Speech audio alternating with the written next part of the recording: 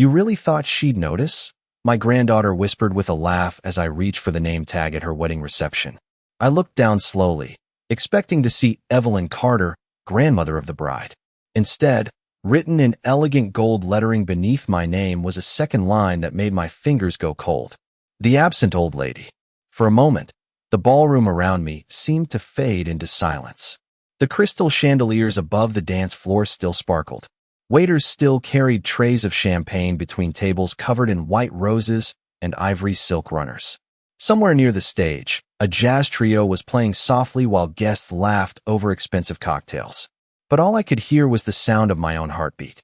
I stood at the welcome table holding that little cream-colored card between my fingers while two bridesmaids nearby tried not to smile. One of them glanced away too quickly. The other pretended to rearrange seating envelopes that didn't need rearranging. I understood immediately. It wasn't a printing mistake. It was intentional. I lifted my eyes toward the center of the ballroom where my granddaughter Vanessa stood beneath a wall of white orchids, posing for photographs in a custom designer gown I had partially paid for.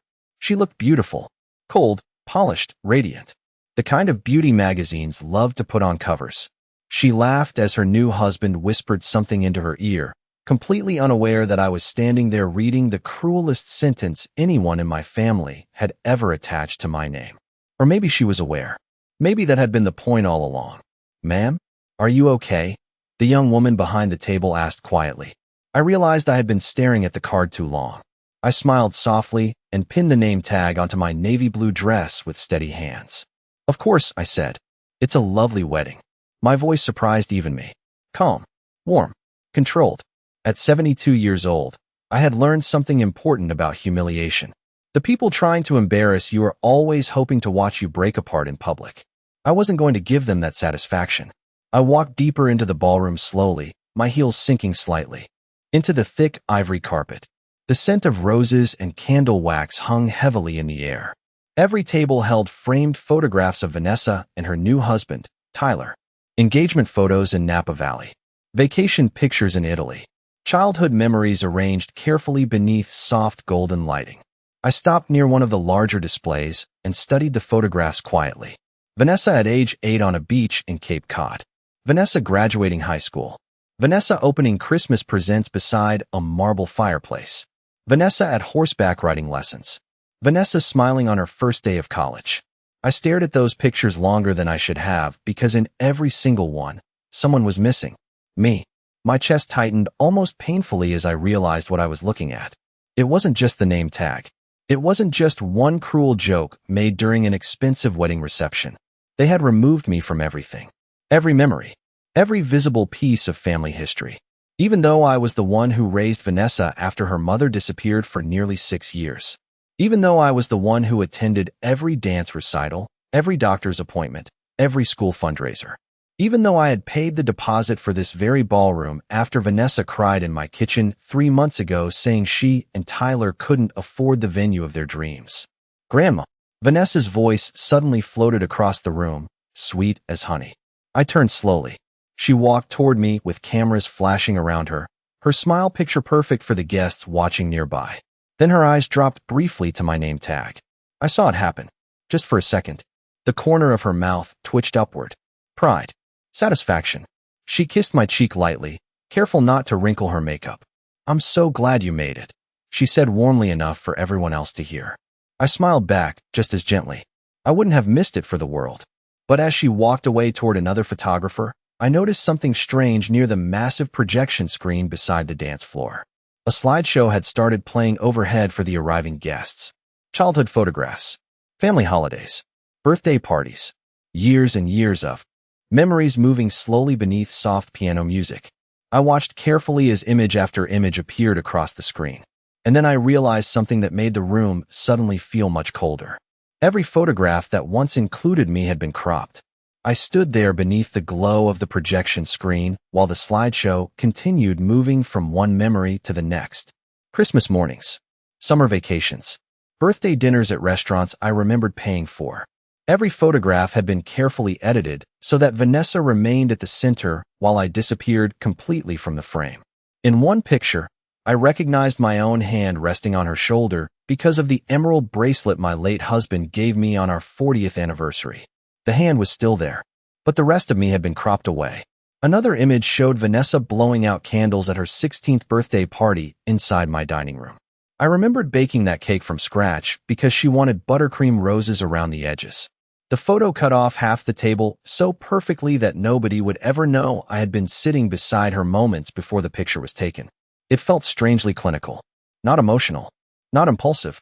Someone had spent hours removing me from those memories one photograph at a time. Beautiful, right? A woman beside me said softly.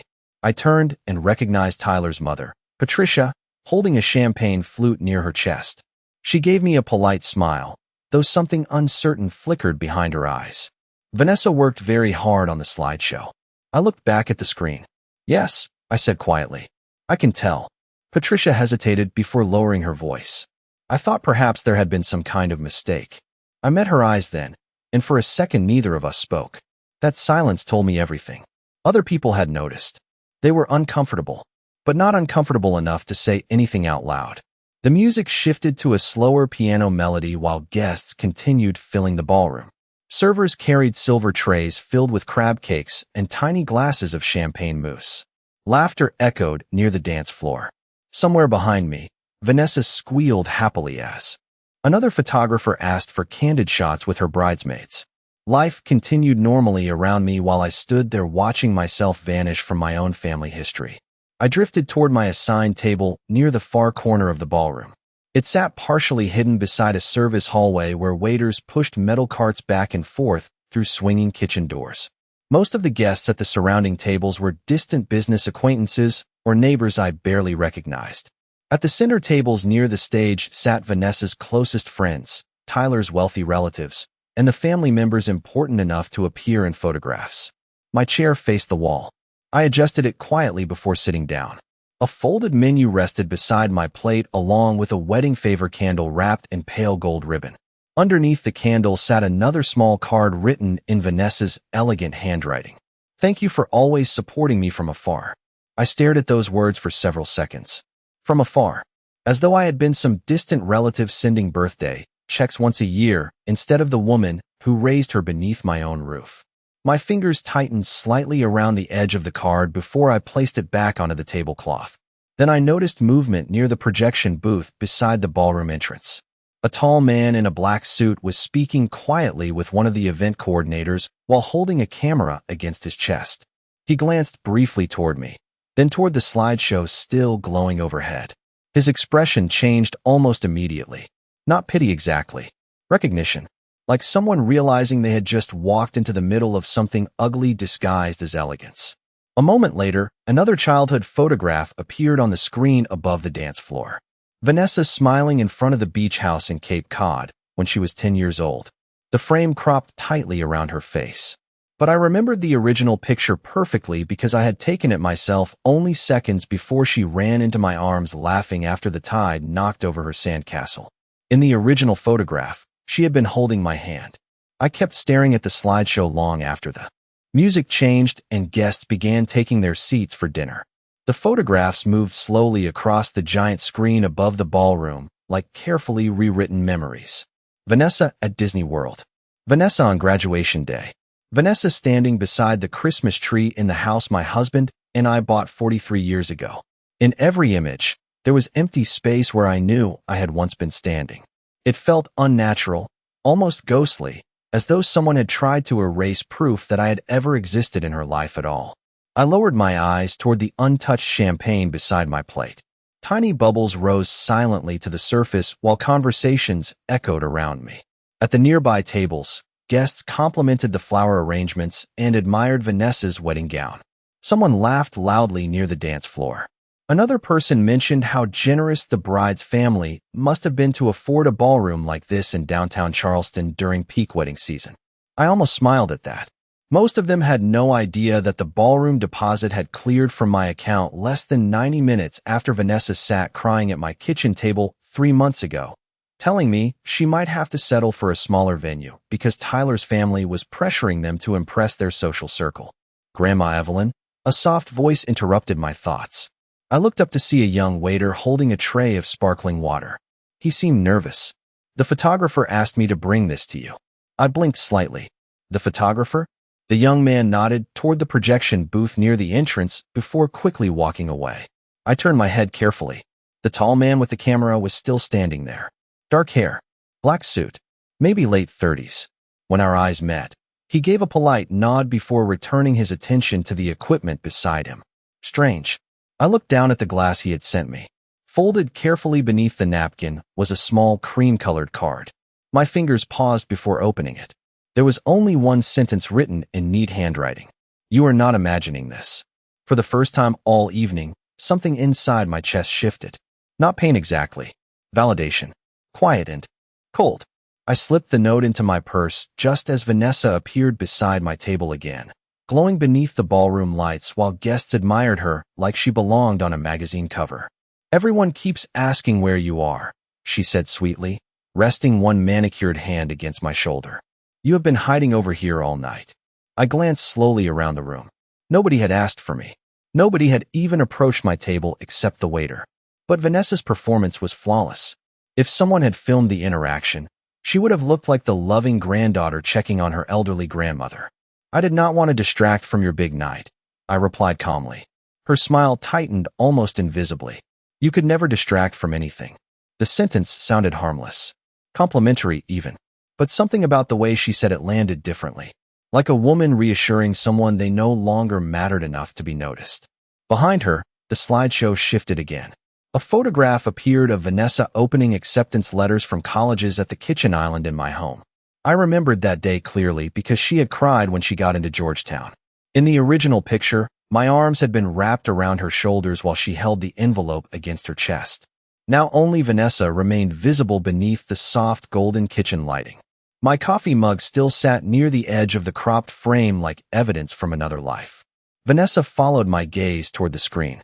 The editing turned out amazing, did it not? She asked proudly. I looked back at her face.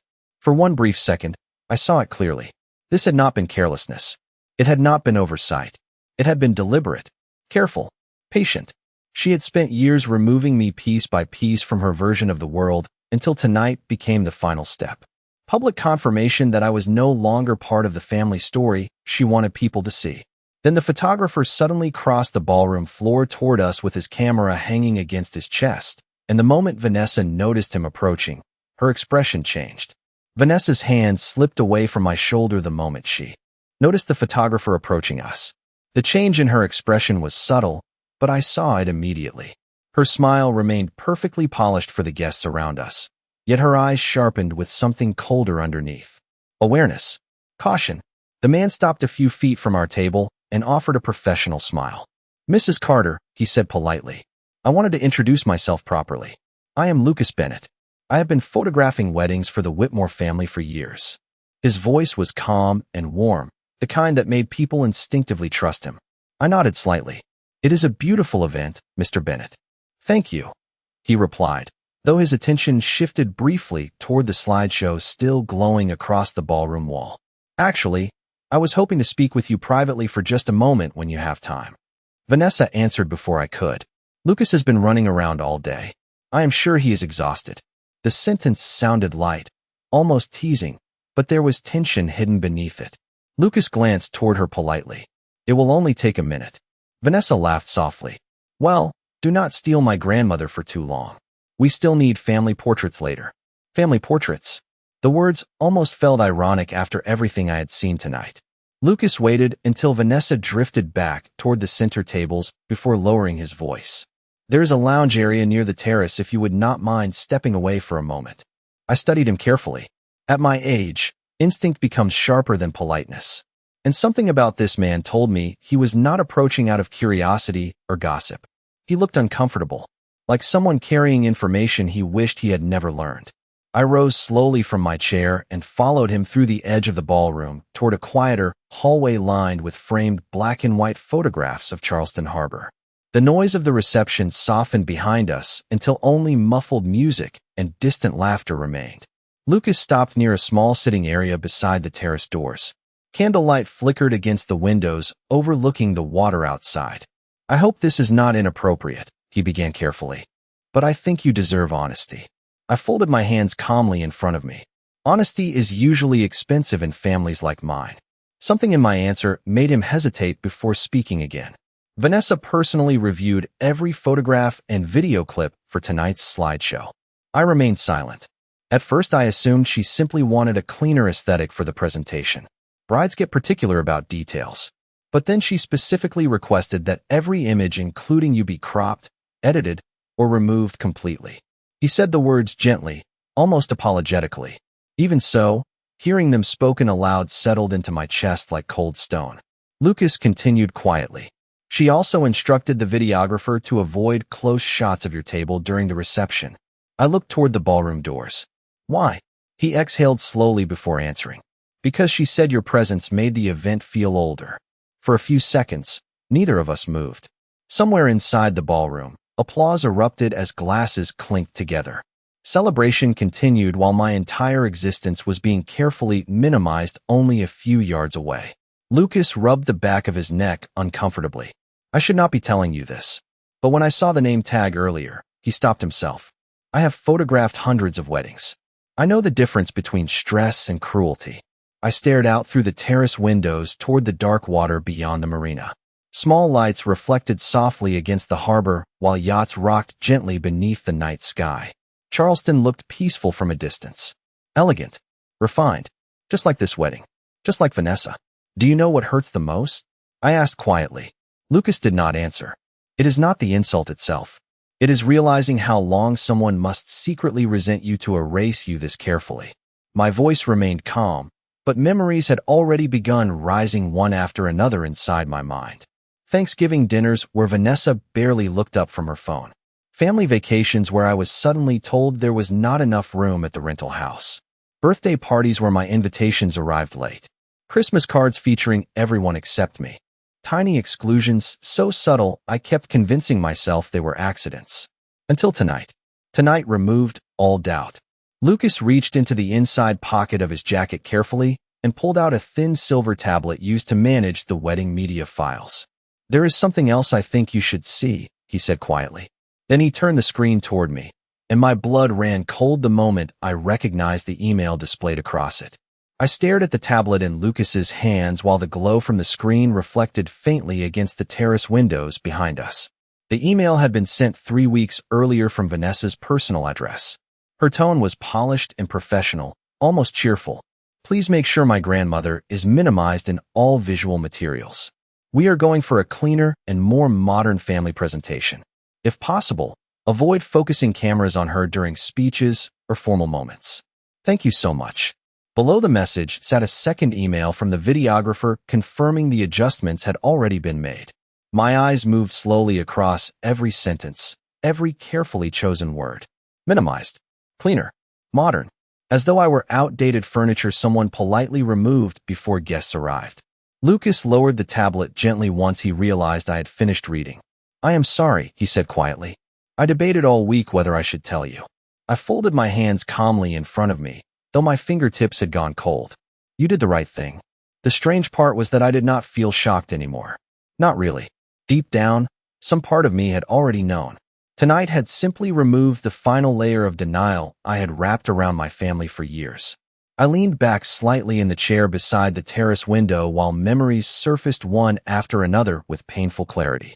2 years ago, Vanessa hosted a 4th of July dinner at her new townhouse outside Charlotte. She claimed the guest list needed to stay small because parking would be difficult. Later that evening, I saw photographs online showing nearly 30 people gathered around her backyard pool. Everyone had been invited except me. Last Christmas, she mailed me a card with a printed signature, instead of writing anything by hand. At the time I told myself she was busy, newly engaged, overwhelmed. But then I noticed every social media picture from their holiday ski trip included Tyler's parents, his cousins, even his college roommate. Again, no sign of me anywhere. The pattern had always existed. I simply kept explaining it away because love makes older women dangerous in one specific way. We become experts at forgiving what should never have been repeated. Mrs. Carter? Lucas's voice pulled me gently back to the present. There is something else you should probably know. I looked up slowly. Tonight was not originally supposed to include your invitation at all. For the first time all evening, I felt actual pain move through my chest. sharp and immediate. Lucas continued carefully. I overheard Vanessa arguing with her mother about it during the rehearsal dinner. Her mother insisted that excluding you completely would look suspicious because so many guests know you financed part of the wedding. I let out a soft breath through my nose. Not invited because I was loved. Invited because my absence would have raised questions. Suddenly the name tag made perfect sense. It had been punishment for still existing publicly enough that they could not erase me entirely. You know, I said quietly, when Vanessa was 9 years old, she used to climb into my bed during thunderstorms because she was afraid of lightning. Lucas remained silent. She would bring that old stuffed rabbit everywhere, missing one button eye, worn pink ribbon around its neck. She refused to sleep unless I held her hand. I smiled faintly at the memory before the sadness settled back in. I spent years believing sacrifice naturally turns into love, but sometimes sacrifice only turns into expectation. Through the ballroom doors, I could hear the MC announcing dinner service while silverware clinked against china. The wedding continued beautifully, elegantly, perfectly curated. Lucas studied me for a moment before speaking again. Most people would be furious. I looked toward the glowing ballroom where my granddaughter was probably laughing beneath crystal chandeliers while pretending to be the perfect bride. Anger is loud, I said softly. Disappointment is quiet. For a few seconds, neither of us spoke. Then Lucas glanced down at the tablet once more. There was one thing in the email chain Vanessa did not know I saw. He tapped the screen carefully before turning it toward me again. Another message appeared beneath the others. This one sent from Vanessa to her wedding planner just 4 days earlier. Make sure Grandma Evelyn does not mention the trust during speeches. Tyler still does not know how much she controls financially. I read the sentence twice, then a third time, and suddenly, for the very first moment that evening, something inside me stopped hurting and started thinking. I kept my eyes on the glowing tablet screen while the sounds of celebration drifted faintly through the ballroom doors behind us. Make sure Grandma Evelyn does not mention the trust during speeches. Such a careful sentence. Calm. Strategic. Not emotional at all. That was what unsettled me most. Vanessa had not acted out of temporary anger or wedding stress. This had been planned thoughtfully, like arranging centerpieces or choosing floral colors. She had reduced me to a financial variable that needed to be controlled before it complicated her perfect evening. Lucas slowly lowered the tablet once he realized I was finished reading. I probably should not have shown you that, he admitted quietly. No, I replied, standing from the chair near the terrace window. You absolutely should have. My reflection stared back at me in the dark glass overlooking the harbor. Navy blue dress, pearl earrings, silver hair carefully pinned the way my husband used to like. I suddenly remembered standing in this exact posture years earlier after my husband's funeral while Vanessa sat at my kitchen counter asking gentle questions about the family trust. At the time, I thought she was worried about my future. Looking back now, I realized she had simply been collecting information. Mrs. Carter? Lucas asked carefully. Are you all right? I looked at him and smiled faintly. I think this is the first honest evening I have had in years. The strange thing was that my sadness had started fading, not disappearing completely, but transforming into something steadier, clearer, like fog lifting from water after a storm. Pain becomes easier to carry once confusion is removed from it. I thanked Lucas quietly before making my way back toward the ballroom alone. The music grew louder with every step. Elegant laughter, clinking champagne glasses, the carefully polished sound of wealthy people celebrating themselves. When I re-entered the reception hall, nobody noticed the difference in me immediately. Why would they? Older women become invisible long before anyone realizes they are watching. Vanessa stood near the sweetheart table speaking animatedly with Tyler's parents while photographers circled around them capturing perfect moments beneath the chandeliers. She looked radiant under the warm lighting, confident, victorious, as though the entire evening had unfolded exactly the way she wanted. Maybe it had, until now. I returned calmly to my seat near the service hallway and picked up the folded menu beside my plate. Pan-seared sea bass, roasted asparagus, truffle mashed potatoes. Vanessa had chosen every detail personally because appearances mattered deeply to her. Even as a little girl, she hated anything that looked imperfect. I remembered once buying her a sweater for Christmas when she was 14. Cream-colored cashmere with pearl buttons. She thanked me politely, then later asked if I still had the receipt because the color made her look washed out. At the time, I laughed it off.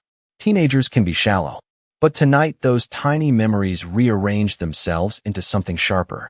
Vanessa had always cared more about presentation than affection. I simply mistook charm for love because I wanted to believe family naturally meant loyalty. Evelyn. A familiar male voice interrupted my thoughts. I looked up to see Richard Holloway standing beside my table holding a glass of bourbon. My late husband's attorney. Tall even in his 70s, with silver hair and the same careful posture he had maintained for decades. "I thought I saw you come in earlier," he said warmly. "You look lovely tonight." "So do you," I answered softly, and it almost made me smile because Richard had worn nearly identical black tuxedos to every formal event since 1986. He glanced briefly around the ballroom before lowering himself into the empty chair beside mine. "I spoke with Vanessa earlier," he said carefully. "Interesting young woman." There was something measured in his tone, something observant. Richard had spent 40 years managing wealthy families and their secrets. Very little escaped him. "Did she mention the trust?" I asked quietly. His eyebrows lifted slightly. "Actually, yes." I folded the napkin carefully across my lap. "And what exactly did she say?" Richard swirled the bourbon in his glass once before answering. "She asked how quickly assets could be transferred after your passing and whether beneficiaries could access property holdings immediately." He paused. Rather bold questions for a bride on her wedding night. I stared toward the dance floor where Vanessa laughed while adjusting her diamond bracelet beneath the lights. My husband had created that trust 20 years ago after selling his commercial real estate company. Most people assumed the money belonged equally to the entire family. What very few understood was that final control over every distribution belonged entirely to me. And suddenly, for the first time all evening, I realized Vanessa did not know that. The realization settled over me slowly while the reception continued sparkling around us like nothing had changed. Vanessa thought the trust belonged to the family collectively. She believed she simply needed to wait patiently for age and time to finish their work. What she did not understand was that my husband had never trusted entitlement. He trusted character. And years ago, after watching distant relatives destroy themselves fighting over inheritance money, he built protections into every document Richard drafted. Protections Vanessa clearly knew nothing about. Richard studied my expression carefully before speaking again. "Evelyn, is there something you would like me to know?" I glanced toward the sweetheart table where Vanessa now sat beside Tyler while guests raised champagne glasses around them. Her smile looked effortless beneath the chandeliers. She leaned gracefully into every photograph, every toast, every admiring glance from the room. Watching her now, I finally understood something painful. Vanessa did not hate me. Hatred requires emotion. She simply viewed me as an obstacle standing between her and the life she believed she deserved. "Not yet," I replied quietly. Richard nodded once, as though he already understood more than I had said aloud. Before he could answer, the MC stepped onto the stage and tapped the microphone gently. "Ladies and gentlemen, if everyone could direct your attention to the dance floor for a few words from our beautiful bride." Applause filled the ballroom immediately. Vanessa rose elegantly from her chair while Tyler kissed her cheek and guests smiled with affectionate anticipation. She accepted the microphone with practiced confidence, the kind developed by years of knowing exactly how to perform warmth when necessary. "Thank you all so much for being here tonight," she began, her voice smooth and emotional in exactly the right places. "This wedding would not have been possible without the love and support of the people closest to us." Guests nodded approvingly while soft piano music played beneath her speech. I watched quietly from my corner table near the service hallway. Vanessa thanked Tyler's parents first, then her bridesmaids, then old college friends who helped plan the engagement party in Napa Valley. She mentioned coworkers, neighbors, even her Pilates instructor who apparently recommended the wedding florist. But not once did she look toward my table. Not once did my name cross her lips. Around me, people slowly began noticing. I saw small glances exchanged between guests, tiny pauses in expression, confusion carefully hidden behind polite smiles. Even Patricia, Tyler's mother, shifted uncomfortably in her seat near the front tables. Vanessa continued speaking gracefully into the microphone. "Family means surrounding yourself with people who truly show up for you through every season of life." The sentence landed in the room softly, but my eyes drifted slowly toward the cream-colored name tag still pinned against my dress. The absent old lady. I almost laughed at the contradiction. And tonight is about celebrating the people who have always believed in Tyler and me. Again, she looked everywhere except my direction. I noticed Tyler glance briefly toward my table, then back toward his bride, uncertainty flickering across his face for the first time all evening. Perhaps he was finally realizing something did not quite fit the polished narrative he had been given. Vanessa lifted her champagne glass with a radiant smile. To new beginnings. Guests applauded warmly while servers moved between tables refilling wine glasses. The ballroom glowed with approval. Yet beneath the elegance, I could feel something subtle shifting now that the omissions had become visible to others besides me. Silence has a way of drawing attention once enough people notice it at the same time. Vanessa handed the microphone back to the MC and returned to her seat beside Tyler, visibly pleased with herself. Then, unexpectedly, the MC smiled toward the crowd once more. And before dinner is served, we would also love to hear a few words from the woman Vanessa has spoken so much about over the years. Her grandmother, Mrs. Evelyn Carter. The room erupted into polite applause before Vanessa's face changed completely. Only for a second, but I saw it clearly. Panic. Sharp and immediate. Her eyes moved instantly toward the wedding planner near the stage, as though trying to understand how this mistake had happened. Tyler looked surprised too. Richard slowly turned toward me beside the table and raised one eyebrow almost imperceptibly. The microphone waited beneath the ballroom lights while more guests joined the applause, encouraging me toward the stage. I rose carefully from my chair, smoothing one hand across the navy fabric of my dress. Across the room, Vanessa stared at me with an expression I had never seen on her face before. Fear. I could feel the entire ballroom watching me as I walked slowly toward the stage beneath the chandeliers. The applause remained polite but uncertain now, as though people sensed tension they could not yet fully explain. My heels moved carefully across the polished floor while waiters stepped aside carrying silver trays between tables. Vanessa remained frozen in her chair beside Tyler, one manicured hand tightening visibly around the stem of her champagne glass. Even from across the room, I could see the strain beneath her smile. She had spent months controlling every detail of this wedding, every flower arrangement, every photograph, every carefully edited memory. But she had not planned for unpredictability. And older women become very unpredictable the moment they stop protecting everyone else's comfort. The MC handed me the microphone warmly. Take your time, Mrs. Carter. I smiled softly and turned toward the sea of elegant faces staring back at me beneath the ballroom lights. For a brief moment, I said nothing at all. Silence settled slowly across the room until even the waitstaff stopped moving. Then I looked toward Vanessa and spoke calmly. I remember the first time Vanessa learned to ride a bicycle. A few guests smiled politely while Vanessa's expression remained stiff. She was 7 years old. Bright yellow bicycle with white ribbons hanging from the handlebars. She was terrified of falling. My voice stayed warm. Steady. I spent 3 afternoons running behind that bicycle in the July heat outside our neighborhood in Savannah while she screamed every time the wheels wobbled. Quiet laughter moved through the room. Tyler smiled faintly beside his bride. On the 3rd afternoon, she finally learned how to balance on her own. And afterward, she hugged me so tightly I could barely breathe. I paused briefly, letting the memories settle between us. Family memories are strange things. They shape who we become, or sometimes, who we pretend to become. The room grew quieter. Somewhere near the back tables, a champagne glass clinked softly against silverware. Vanessa's eyes locked onto mine now with visible caution. She understood the shift in tone immediately. Tonight has been beautiful, I continued gently. The flowers are stunning. The music is lovely. And the slideshow was especially memorable. A few guests glanced instinctively toward the projection screen still glowing beside the dance floor. Although I did notice something interesting while watching it earlier. Vanessa straightened slightly in her chair. You see, when you live long enough, you realize photographs do not only preserve memories. Sometimes they reveal intentions. The ballroom had become completely silent now.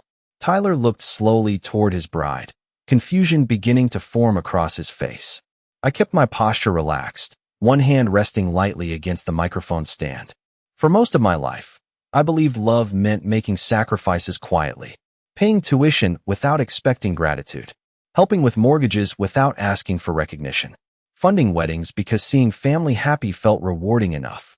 Richard watched me carefully from his table near the front, while Lucas stood motionless beside the projection booth at the back of the room. But tonight taught me something important, I said softly. If someone spends years trying to erase your presence from their story, eventually you must stop financing the story altogether. A visible ripple moved through the ballroom. Tiny shifts in posture. Quick exchanged glances between guests. Vanessa's face lost color immediately. "Grandma," she interrupted suddenly with a strained laugh. "Maybe we should save emotional speeches for another time." I turned toward her calmly.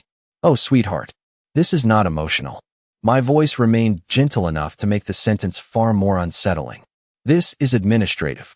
Several guests blinked in confusion while Richard slowly lowered his bourbon glass onto the table beside him.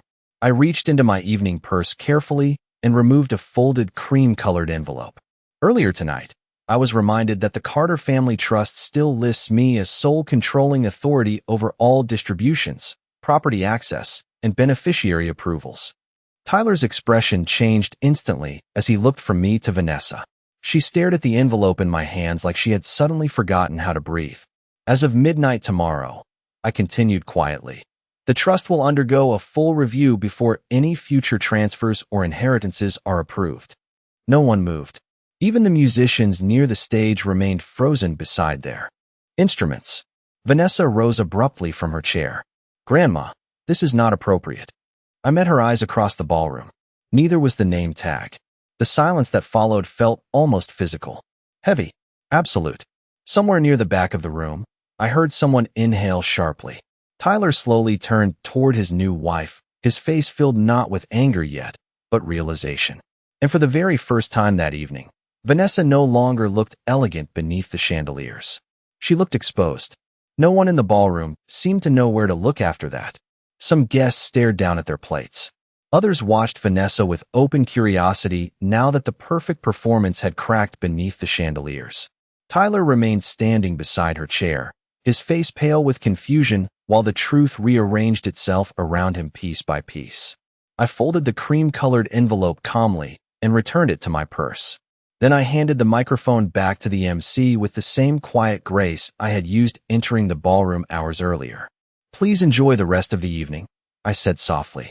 "The sea bass smells wonderful." A few uncomfortable laughs scattered weakly across the room, but nobody truly relaxed again after that. The illusion had already broken. I returned to my table near the service hallway, while whispers slowly spread between guests like wind moving through dry leaves. Vanessa sat frozen for several seconds before leaning sharply toward Tyler, speaking in a low, urgent voice. He listened without answering immediately. That silence told me everything.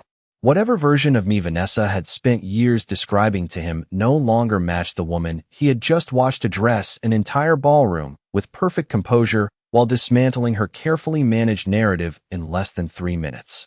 Richard eventually approached my table quietly with his bourbon glass still in hand. "That," he said softly, "was one of the most elegant legal warnings I have ever witnessed." I smiled faintly. Good. I was aiming for clarity.